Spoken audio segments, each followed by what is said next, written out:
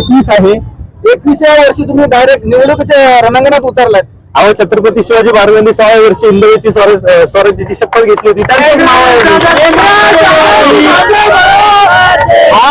हा 21 वर्षाचा तरुण तुमच्या माध्यमातून सांगणे की बालेवाल्याला राम पडणार, कारण हा शिंदे साहेबांचा शिवसैनिक आहे. माझ्या कपाळावरची भगवी रेष पुरीच पुसू शकत नाही. पिंपरी चिंचवड महानगरपालिकेची सध्याची निवडणुकीची रणधुमाळी सध्या अतिशय जोरात चालू आहे. अशातच आता मी सांगवी पिंपळेगाव या परिसरामध्ये आहे. या ठिकाणी शिवसेना या पक्षाची रॅली निघाली. या पक्षामध्ये नेमकं कोण कोण आहे आता सध्याचे हे उमेदवार, आपण त्यांच्याशी थोडक्यात बातचीत करणार आहोत. ताई, तुमचं नाव काय? नमस्कार, मी सौ आरती संभाजी भेगडे, प्रभाग क्रमांक 31 क मधलं धनुष्यबाण चिन्हावर इच्छुक उमेदवार आहे.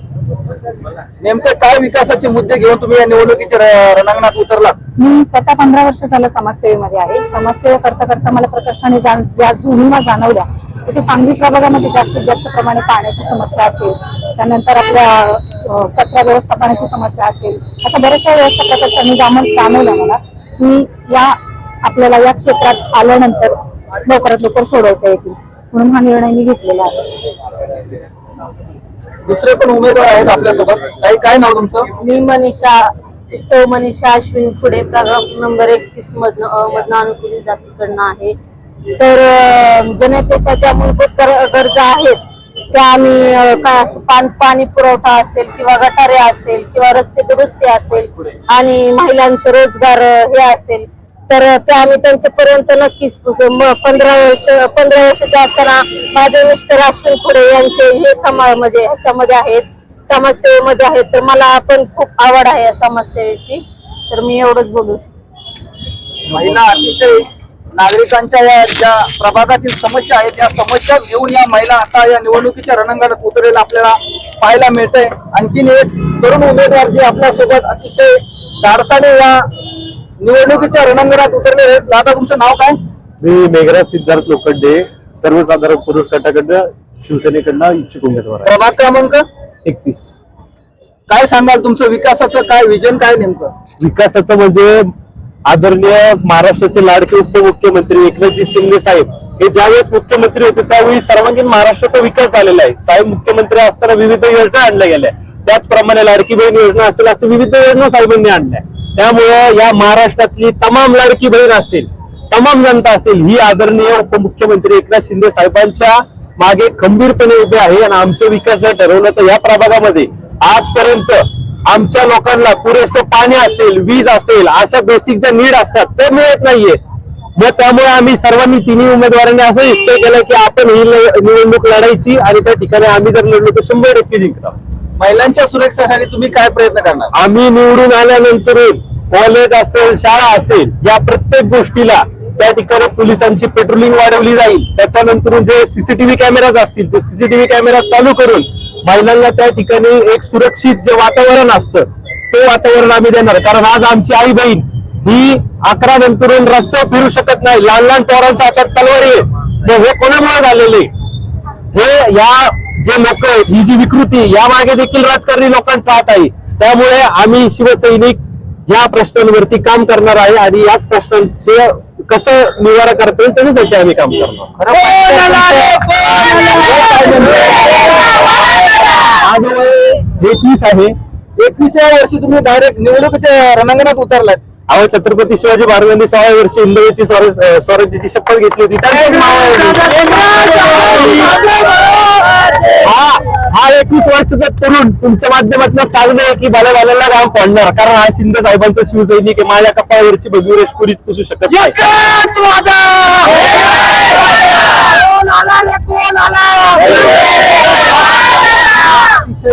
खरंतर अशी प्रतिक्रिया शिवसेनेच्या वादाने दिलेले 21 वर्षाचाच हा तरुण आता निवडणुकीच्या रणांगणात उतरलेला आहे. आता तुम्ही या 21व्या वर्षी निवडणुकीत उतरला, समजा ही जागा जर भाजपने तुम्हाला सोडली नाही तर तुम्ही नेमकं काय निर्णय घेणार?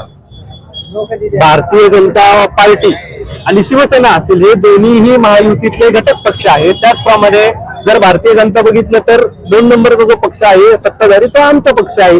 आमच्याकडे तेवढे जास्त आमदार आहेत, खासदार आहेत. 3 नंबरला जी दादांची राष्ट्रवादी आहे ती मग महायुतीचा जो धर्म आहे. तर सत्तेमध्ये दोन्ही पक्ष एक सोबत आहेत. मग त्यामुळं आम्हाला अशी खात्री आहे की हा 31 क्रमांकाचा जो प्रभाग आहे हा शिवसेनेला 100% देणार, कारण इथं शिंदे साहेबांचं वलय आहे. आणि मी सांगू, हा जुना शिवसेनेचा बालेकिल्ला होता. त्यामुळं भाजप ही जागा धनुष्यमानसाठी सोडेल आणि शिवसेनेसाठी सोडेल, ही आम्हाला आशा आणि अपेक्षा आणि खात्री आहे. नक्कीच भाजप ही जागा शिवसेनेसाठी सोडेल का आणि या ठिकाणी या तरुण उमेदवाराला निवडून आणेल का? चे मुद्दे जास्त प्रमाणे प्रकर्षाने मांडू इच्छिते. मी सभागृहात गेल्यानंतर सर्वप्रथम महिलांसाठी काम करणार आहे, कारण आज आपण बघतो महिला खूप ठिकाणी सुरक्षित नाहीयेत. तर त्या सबल कशा होतील? आज प्रत्येक वेळी आपल्याला महिलांना इतर गोष्टींवर अवलंबून राहावं लागतं. त्यांचं जर सबलीकरण झालं, सक्षमीकरण झालं तर त्या स्वतःचं स्वसंरक्षण करू शकतील. यासाठी मी नक्कीच सभागृहात जाऊन पहिल्या महिलांसाठी काम करणार आहे. आपल्या महिला जशा सक्षम होतील, म्हणजे त्या आर्थिकदृष्ट्याही असतील आणि स्वतःच्या स्वसंरक्षणाच्या दृष्टीही असतील, यासाठी जास्तीत जास्त मी प्रयत्नात राहणार आहे. म्हणजे ज्या मूलभूत गरजा आहेत त्या तर आहेतच आहेत, पण स्वसंरक्षणाच्या साठी पण मी प्रयत्न करणार आहे.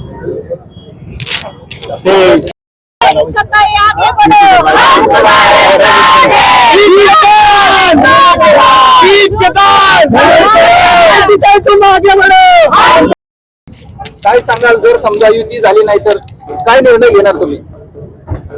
हिंदू हृदय सम्राट बाळासाहेब ठाकरे, त्याचप्रमाणे आपले उपमुख्यमंत्री, राज्याचे उपमुख्यमंत्री एकनाथजी शिंदे साहेब यांचं नेतृत्व घेऊन आम्ही आज शिवसेनेमार्फत जो प्रचार केलाय त्याच्यामार्फत आम्ही घरोघरी पोहोचलेलो आहे. अगदी तळागाळातल्या लोकांची, आम्ही जसं प्रचाराला गेलोय तसं लोकांच्या समस्या सोडवण्याचा प्रयत्न केलेला आहे. आज आम्ही विविध भागातले प्रश्न, आज 8 वर्ष आपल्या या प्रभागाला नगरसेवक प्रलंबित आहेत. तर 8 वर्ष झाले आपल्याला, म्हणजे या जनतेला वालीच कोणी नाहीये. आम्ही जेव्हा जेव्हा प्रचारामार्फत घराघरात पोहोचलो तेव्हा तेव्हा लोकांच्या प्रकर्षाने समस्या जाणवलेल्या आहेत. या समस्या सोडवता आम्हाला प्रचारालाही भरपूर उशीर झाला, लोकांपर्यंत पोहोचायलाही उशीर झाला. आता आम्ही समस्या सोडवायला जास्त, आम्ही समाजकार्यामध्ये 15 वर्ष आहोत. लोकांच्या समस्या प्रकर्षाने जाणवलेल्या आहेत आणि त्या आम्ही सोडवतच आलेलो आहे. जर युतीचे आता संकेत आहेत, अजून त्याच्यावर काही शिक्कामोर्तब झालेला नाहीये. युती आहे वरून सांगतात, काही ठिकाणी युती आहे, काही ठिकाणी नाही आहे, किंवा काही जागा वाटपांचा पण प्रश्न निर्माण झालेला आहे. जागा वाटपामध्ये आम्हाला जास्तीत जास्त जागा मिळावा अशी आमची सर्व यांची मागणी आहे, शिवसैनिकांची मागणी आहे. ही नक्कीच सगळे पूर्ण करतील. आपले इथले स्वर्गीय आमदार लक्ष्मणभाई जगताप हे आमचे प्रेरणास्थान आहेत. त्याचबरोबर आम्ही शंकरशेठ जगताप हे पण आमचे प्रेरणास्थान आहेत. तर त्यांना आम्ही एक विनंती अशी करतो की शिवसैनिकांची जी मागणी आहे ती त्यांनी पूर्ण करावी. आरती बेगडे यांचे मिस्टर बोलतोय. आज आमच्या घराला, म्हणजे बेगडे फॅमिलीला पहिल्यापासूनच कैलासाची लक्ष्मण भाऊ जगताप यांचा आशीर्वाद आहे. शंकरशेठ जगताप यांचा सुद्धा आहे. माननीय आमचे खासदार, लोकप्रिय खासदार श्रीनाथ बागणे हे सुद्धा आमच्या म्हणजे वार्ड मधून आमच्यावरती खूप प्रेम करत असतात. तर या आशेने आम्ही या मैदानात उतरलेलो आहे.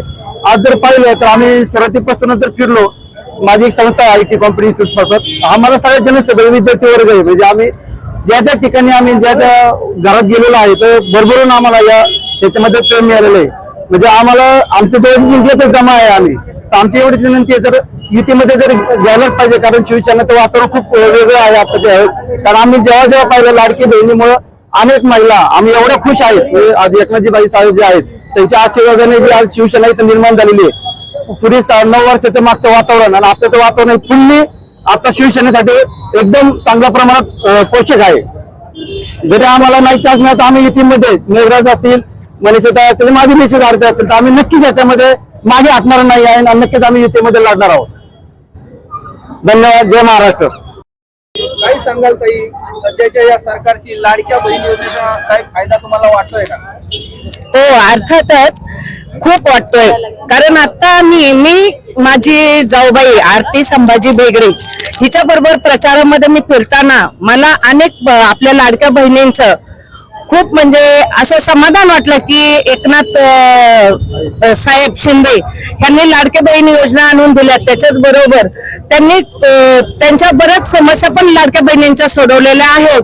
त्याचबरोबर अजून जे काही आपल्या घडामोडी असतील आणि महिलांचे जे सक्षमीकरणाचं काम वगैरे आहे ते माझ्या जाऊबाईंनी तर केलेलं आहेच, पण ती त्या महिलांपर्यंत अजून पुढे पोहोचण्याचा प्रयत्न करते. महिलांसाठी ती आता आपल्या रणांगणात उतरत आहे.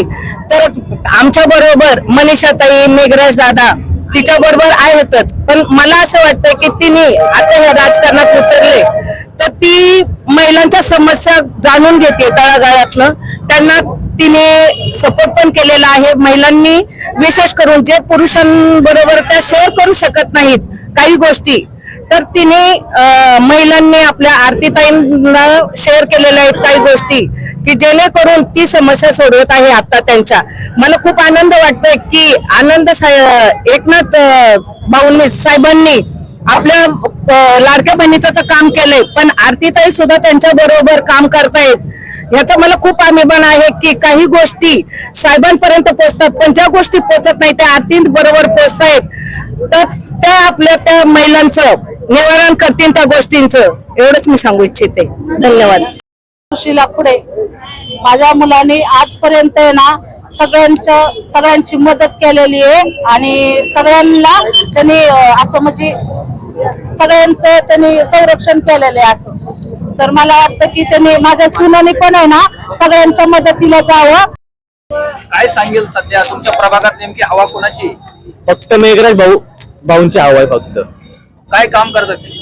ते जनतेचं काम करतात वगैरे, जे अडचणी असणार ते सगळं सोडवतात. ते मधल्या रात्री पण ते कामाला येतात. त्या अडचण असली तर लगेच फोन केला ते येतात.